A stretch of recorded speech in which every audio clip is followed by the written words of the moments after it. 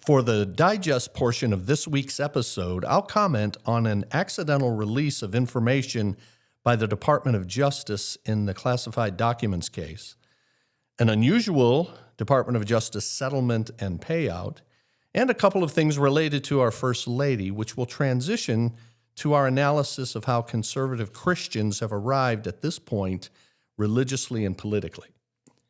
You probably recall that when President Trump lost the 2020 election and left office in January of the following year, he took with him boxes of documents, some of which contained classified information that's supposed to be left in government possession. The case involved the government asking for the documents back over many months, now private citizen Trump saying he had given everything back, but the government contending they had reason to believe that was not true, gaining a search warrant for Trump's private residence in Florida and seizing a number of documents, but still not all that they believed to be in Trump's possession.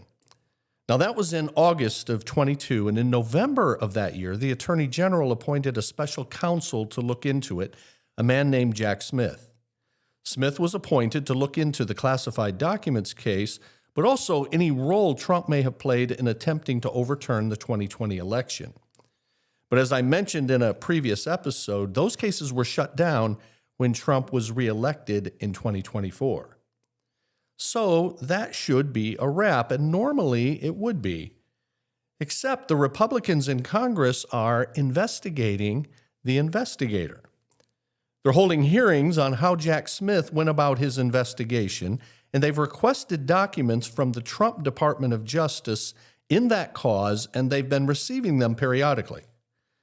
Well, this past week, the DOJ gave another batch of documents to the Congressional Committee, and although the investigation was initiated by Republicans, the Democrats on the committee are entitled to see the documents as well.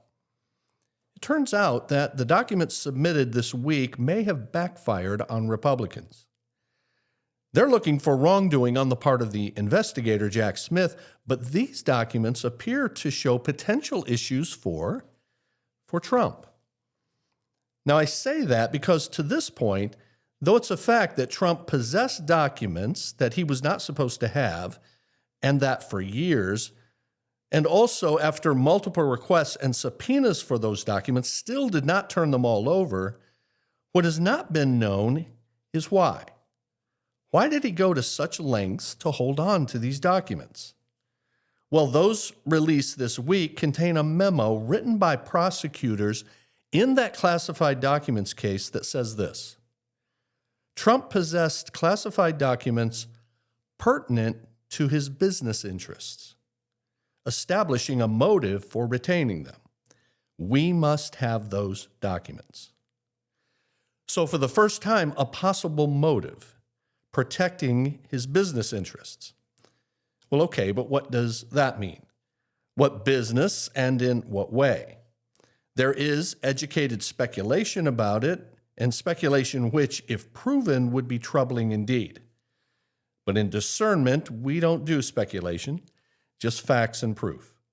So, sorry to leave you hanging, but this is something on which we should keep an eye in the weeks ahead.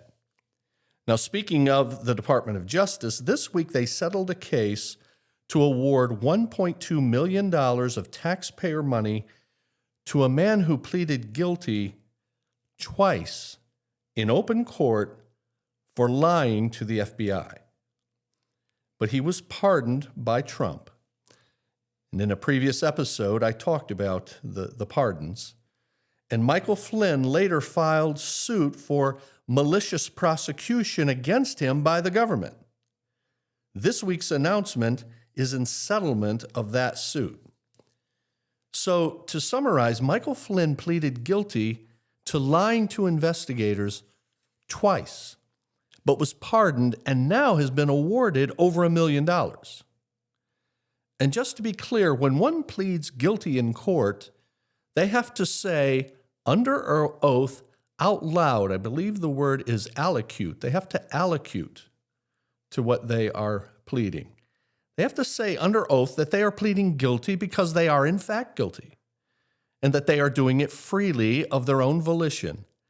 something that Flynn did on those two occasions, and yet afterward, he said he was coerced and the prosecution against him was out to get him.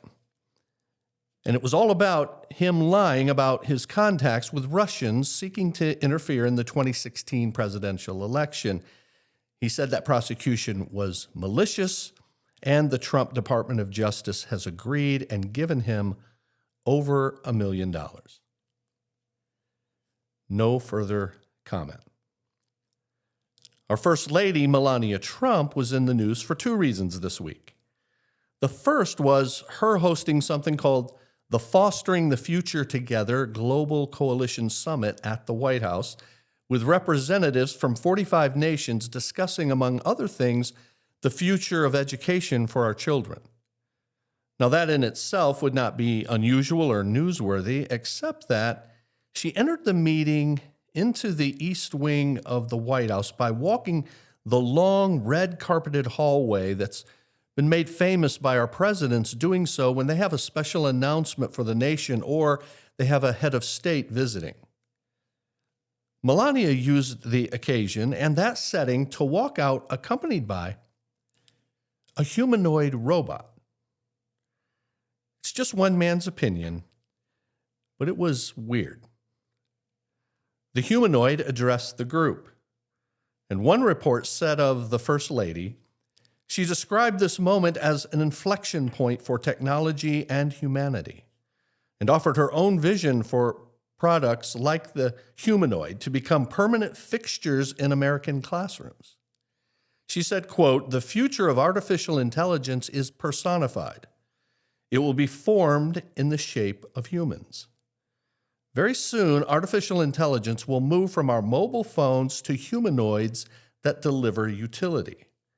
She continued, "Since our environment is designed for people, humanoid systems are uniquely suited to navigate and operate within our world. They fit well."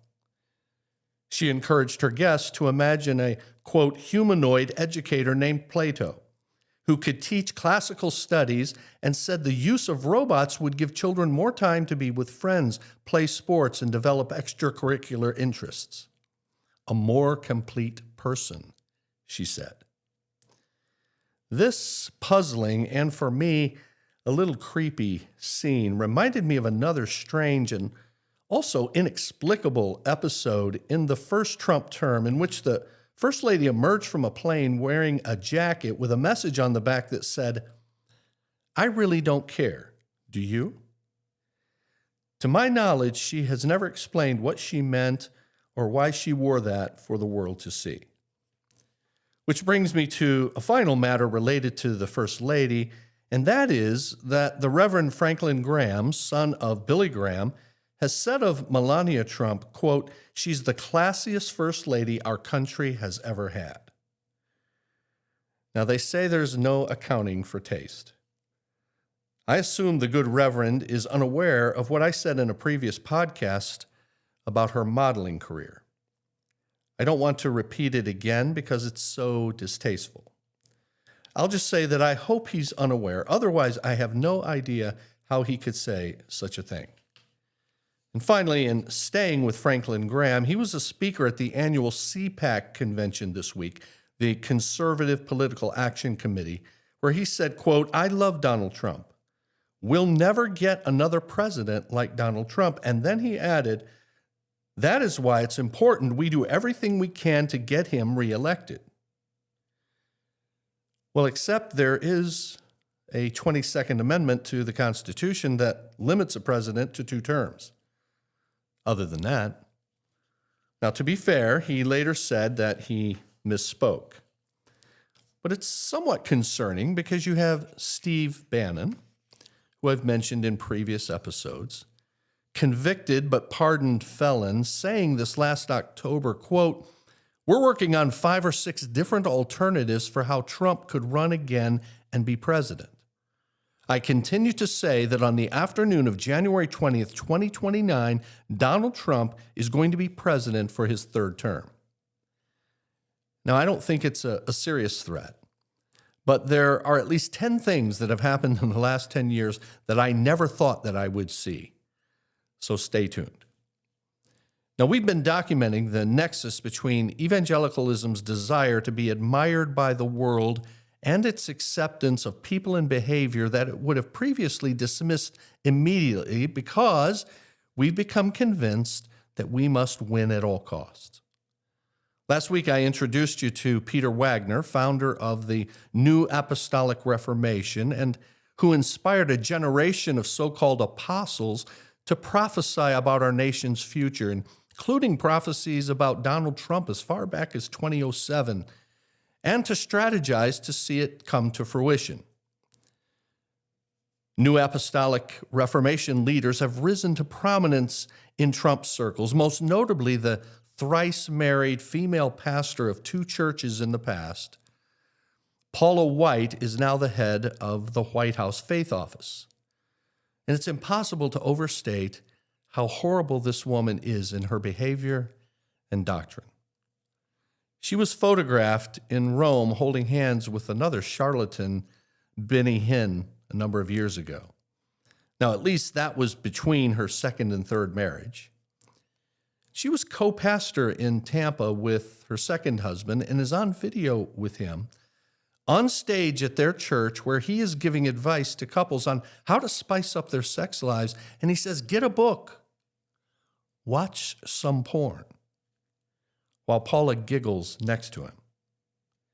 She's now married to her third husband, a member of the rock band Journey. President Trump has said of her that he recalled that he was late-night channel surfing around in the early 2000s at his Mar-a-Lago resort when he came across Paula White on television.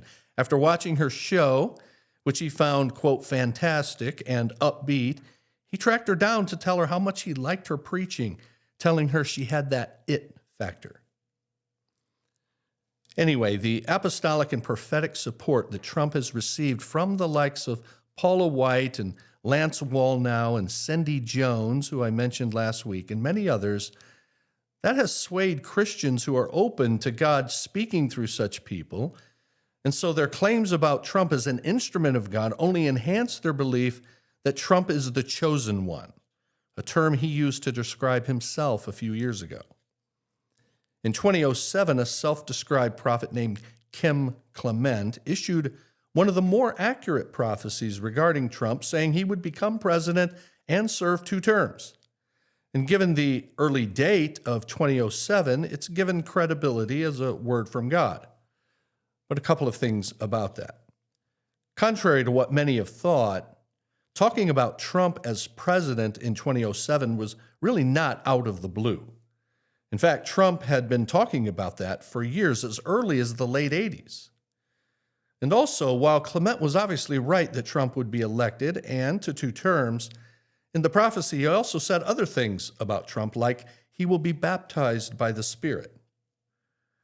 Well, that would require Trump to be born again, and there's absolutely no evidence of that. These so-called prophets tend to throw things out, and then they tout the times that they are right, but ignore the many, many times that they are wrong. For example, Cindy Jones prophesied that Trump would be reelected in 2020, only to have to admit later she was wrong. But you see, true prophets, biblically, don't get to be wrong. In the Old Testament, if a prophet prophesied falsely, they would be executed. Now, the New Apostolic Reformation and the rabid apostles and prophets, they're on the far fringe of conservative Christianity. But so that people like me and my listeners do not fit into that category, they are so much farther out. But they are very, very influential. They provide foot soldiers for the MAGA cause, and they are a coveted voting bloc now for any Republican politician. But my concern is how the more sane voices in religiously and politically conservative circles have been seduced into supporting quite intensely people and behavior that we would have readily denounced in the past. And for that, it has come as we have shifted our values to accommodate immoral people and unprecedented and potentially dangerous actions. We've become more worldly over time and therefore been open to spokespersons and representatives who shouldn't really represent what we stand for. For me, I never got there. And as I speak personally for a moment, I want to be careful to say I am not touting myself as the paragon of godliness. I say with all humility that I am just thankful that I've been protected from the ambition and subtle sensuality that the world offers. I was raised and taught to immediately reject such things, so when they come on my TV screen, they're instantly turned off. We don't go to movies hardly at all, and certainly not any that show such things. We've tried to cultivate a distaste for what the world tries to make tasteful. So when presented with such people, we recoil instinctively. And it's why I've been rather shocked at how many did not do the same when a candidate was caught on recording bragging about grabbing women by their private parts. That alone would end it for me, and I thought it would for others. Now, one clarification. I am not saying that those who vote for someone like Donald Trump have obviously imbibed from the culture's immoral sewer. I voted for him in 2016, holding my nose, but nevertheless, I did so because I couldn't vote for Hillary. In 20 and 24, I voted pro-life, but third party. But I have no problem with those who voted for Trump in all three elections, given the alternatives, and I also accept the criticism of someone like me of throwing his vote away when going third party. The problem then is not voting, but promoting. What I've been amazed at is the extent to which Christian people have given their allegiance to the likes of Trump. And for that, the only explanation I can provide is that fear for our country has motivated many to grab onto and vocally support the most readily available solution, and Trump promised to be that solution. Again, it's not the vote, but the willingness to promote that harms our witness. And dear brothers and sisters, fear is never a good motivation for our choices. Desperation is never a good look for people who believe in an all-powerful and sovereign God. You see, God does not hold us responsible for the outcome, only the process. So we seek to do the right thing and then give the results to God and do not worry or fear. Out of confidence in our God, we can make confident decisions. If we lose that confidence in the Lord, we're vulnerable to rash and foolish decisions in our comments and support and social media feeds. We misrepresent God in the public square when we fail to trust God in our private thoughts. Now, some of you may well be thinking, but look at all the good that has been done. And so the ends justify the means because it worked out pretty well. And I concede that in many ways that's the case. And again, voting is not the problem. But I'd still urge all to consider how it would have worked out had we made other choices when we could. We cannot know what was lost in opportunity cost by the choices not taken. But again, we're not responsible for the outcome, just the process. But even so, let's explore one important area for which there's been a good outcome with our current president and how it might have turned out had we selected differently.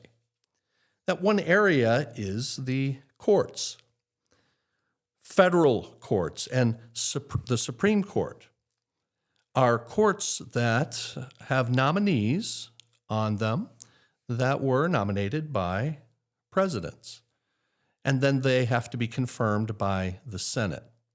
And so each president has the privilege of nominating folks for federal and courts and the Supreme Court, and they serve on those courts for life. So it's a huge issue.